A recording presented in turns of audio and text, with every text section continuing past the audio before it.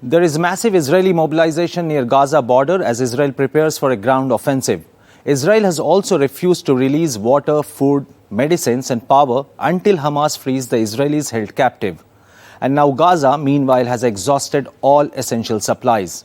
The war is now on day 6 and more than 2,500 people have been killed on either side. But what has brought this war? What triggered this crisis and what are the recent escalations which culminated in this Hamas attack? Vedant explains. The disputed site of Al-Aqsa is a huge factor in Hamas's attack on Israel. In fact, the militant organization described the surprise assault on Israel on Saturday as an operation in defense of the Aqsa Mosque. In fact, this has triggered yet another conflict around the disputed site. Now, this particular site is among the most contested and conflicted religious sites in the world. So, well, yes, the Aqsa Mosque was actually one of the immediate reasons behind Hamas's attack on Saturday. Let's try and decode the Aqsa factor for you. So Al-Aqsa essentially is a holy site for both Muslims and Jews. Where is it located? Well, it sits in a 35-acre site. It's located in East Jerusalem that Israel actually annexed back in 1967 during the Arab-Israel War. Now, it's largely considered occupied territory across the world. So Muslims call it Haram al-Sharif, and it's the third holiest site for the Muslims after Mecca and Medina, and the Jews call it Temple Mount. Now, the Al-Aqsa currently is managed by a trust controlled by Jordan. However, it's important to mention here that Israeli forces have a huge presence on the site. Now, initially, Jews and Christians were allowed to visit the site, but they were not allowed to pray inside the mosque. But over the years, due to the presence of Israeli security forces in the past couple of years, they've started allowing Jews to actually pray at the mosque. In fact, Israeli religious nationalists and leaders have started making several visits to the site, and that is being allowed by Israeli forces. In fact, in its statement on Saturday, Hamas said it in so many words that Jewish prayers at the site amount to aggression, and this aggression has increased significantly in the past couple of years. In a sense, making it clear that one of the central reasons behind this unprecedented escalation that has led to the deaths of several hundred people both in Israel and Gaza was actually the Al-Aqsa Mosque.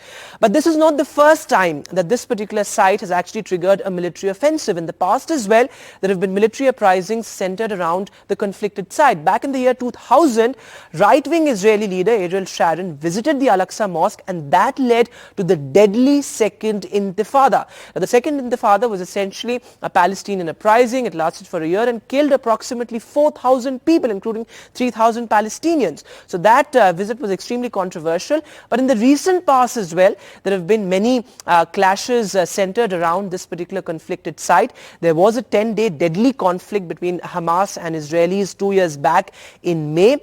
And more recently, there's been a conflict just 2 months back. In fact, Hamas has been objecting to the increased Israeli presence at the Al-Aqsa Mosque, and the latest flashpoint was a visit of Israelis, this Israeli right-wing minister to the site. For many, it was reminiscent of the visit of Ariel Sharon that led to the Second Intifada. So it's an extremely sensitive issue and has resulted in horrific bloodshed in the past as well.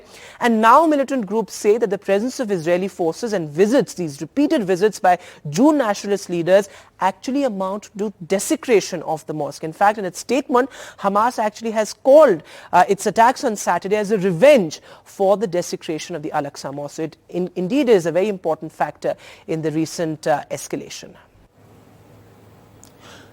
While a straight comparison of the military strength of Hamas and the Israeli armed forces is not possible, the intriguing use of relatively new weapon systems such as drones and gliders in addition to extended range rockets poses a challenge to Israel. Take a look.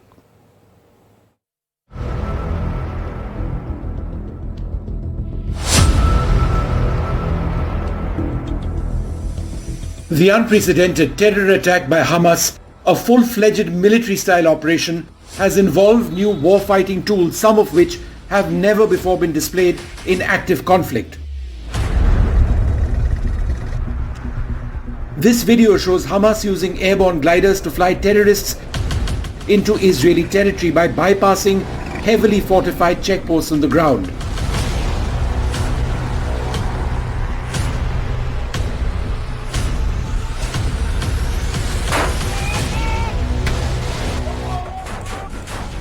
Armed drones have been used for the first time by Hamas to take out Israel's most well-defended tank, the Markava 4. While the use of rockets is not uncommon for Hamas, the fact that some rockets have had the range to hit Tel Aviv more than 70 kilometers away points to the use of relatively advanced guidance and propulsion systems.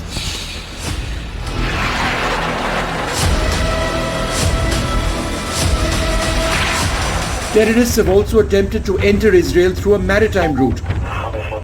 Many of these boats were intercepted by Israeli forces.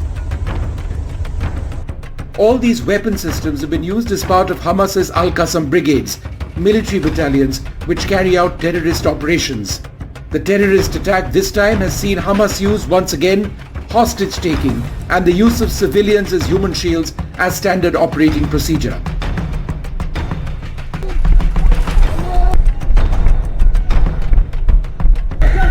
Many of the terrorists who infiltrated into Israel may also have been deployed on a one-way mission.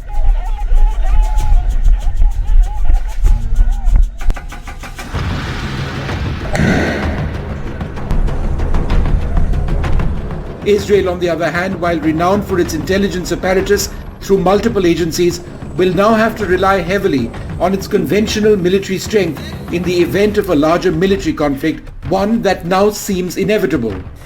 The Israeli Air Force, one of the most technologically advanced in the world, uses, among other weapon systems, F-35 stealth jets, a wide range of smart bombs which strike targets with minimum collateral damage, a highly network-centric system of operations where sensors are used at multiple levels to detect and engage targets, approximately 500 state-of-the-art Merkava tanks, and missile boats with quick reaction systems to take on threats from incoming missiles or naval drones.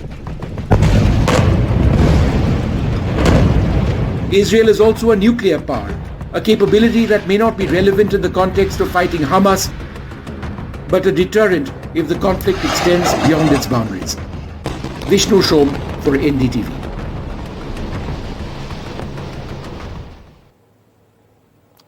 Now a look at the deaths and despair in the Gaza Strip, which has been described as the world's biggest open-air prison and has now been turned into complete hell.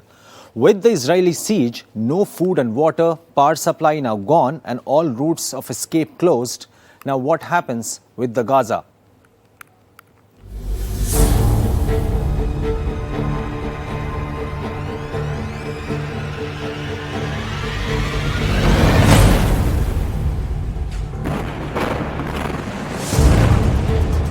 Gaza Strip, one of the most densely populated piece of land blocked by Egypt and Israel by land border and sea on the other side.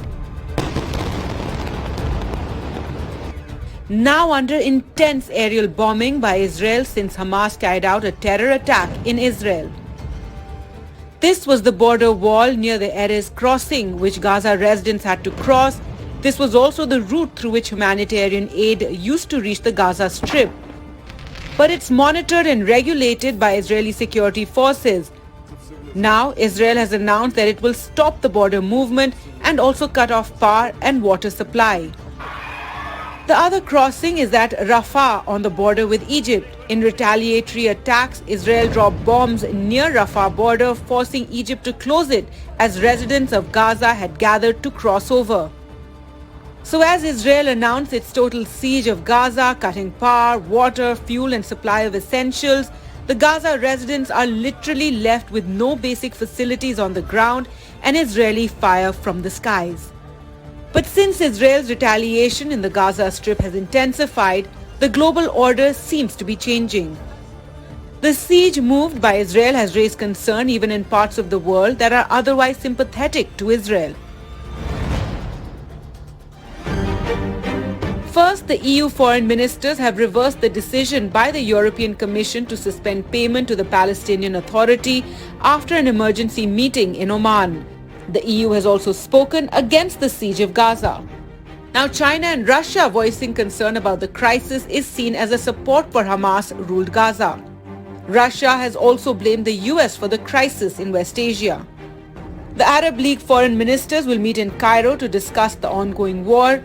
UK, France, US and other major European powers have shown support to Israel. India has also shown support to Israel's military action against Hamas. With the crisis continuing to escalate in Israel and Gaza, the onus now lies on the global superpowers to work for peace and stop the humanitarian crisis from worsening further. With Mohammad Ghazali, Gargi Rawat for NDTV. It all started with the Hamas air, land, sea attack on Israel that caught the nation by surprise. But who are the men behind this massive operation? Who are Ismail Haniyeh and Mohammed Deef, the men who run Hamas?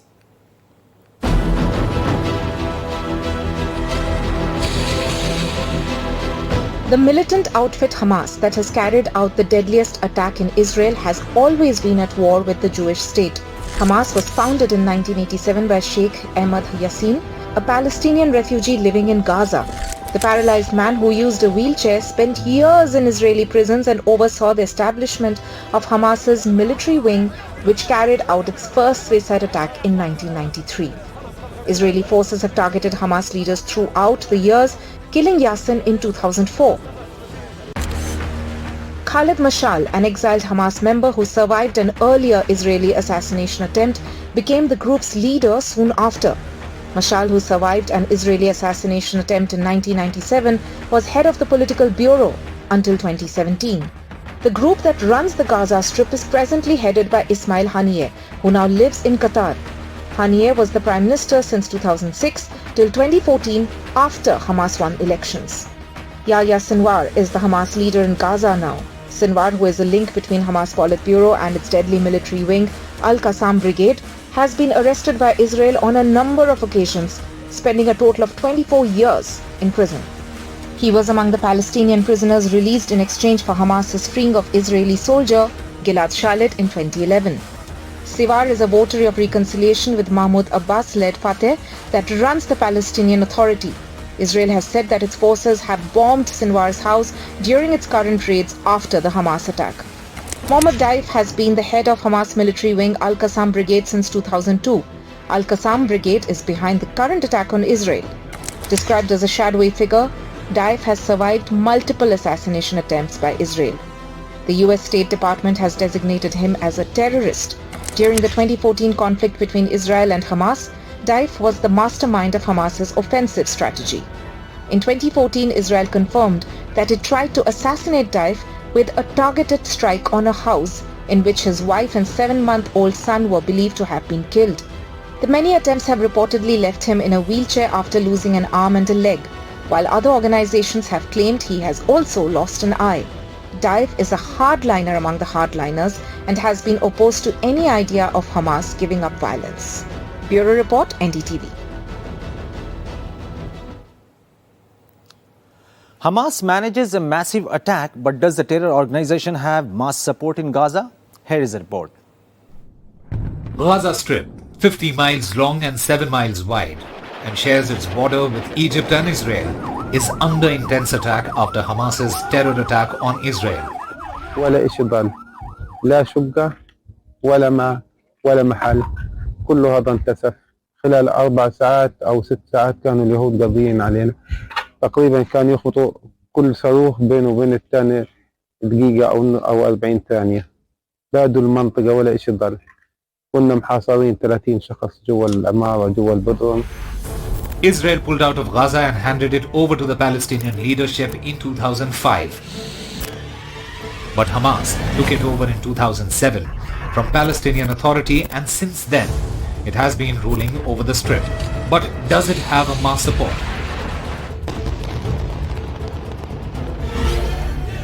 The residents of Gaza have repeatedly taken out protest against Hamas despite a brutal crackdown.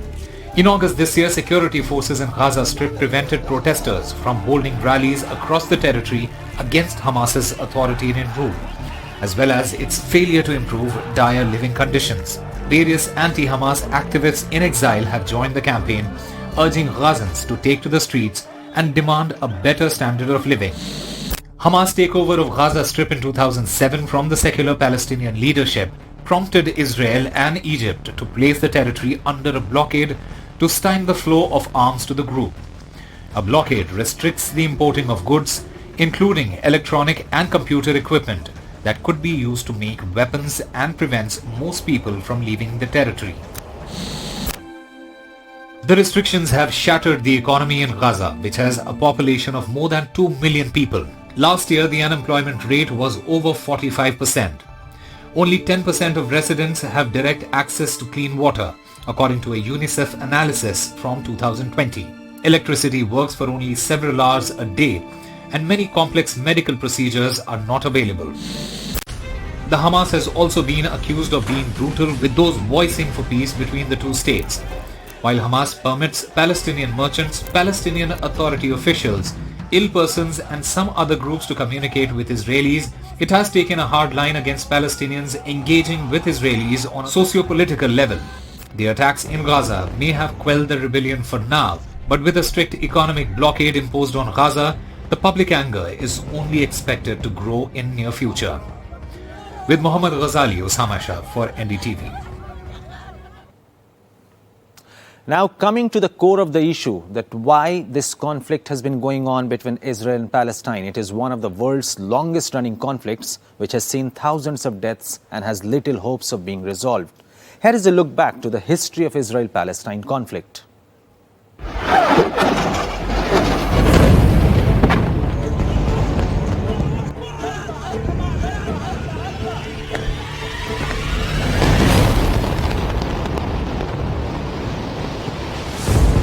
The Israel-Palestinian conflict, one of the world's longest-running and most violent conflicts between two self-determination movements, the Jewish project and the Palestinian project. Jews and Palestinians both lay claim to the same territory. After the Ottoman Empire was defeated in World War I, Britain gained control of Palestine, which was inhabited by a Jewish minority and Arab majority. The international community tasked Britain with creating a Jewish homeland, which heightened tensions between the two groups. In the 1920s and 40s, the number of Jewish immigrants to Palestine increased significantly as many Jews fled persecution in Europe and sought a homeland in the wake of the Holocaust. In 1947, the United Nations voted to divide Palestine into separate Jewish and Arab states, with Jerusalem under international administration. The Jewish leadership embraced the plan, but the Arab side rejected it and it was never implemented. In 1948, Jewish leaders proclaimed the founding of Israel, the first Jewish state in the world. Neighboring Arab countries intervened with military force. Hundreds of thousands of Palestinians fled or were driven from their homes in what they call Al-Nakba, or the catastrophe.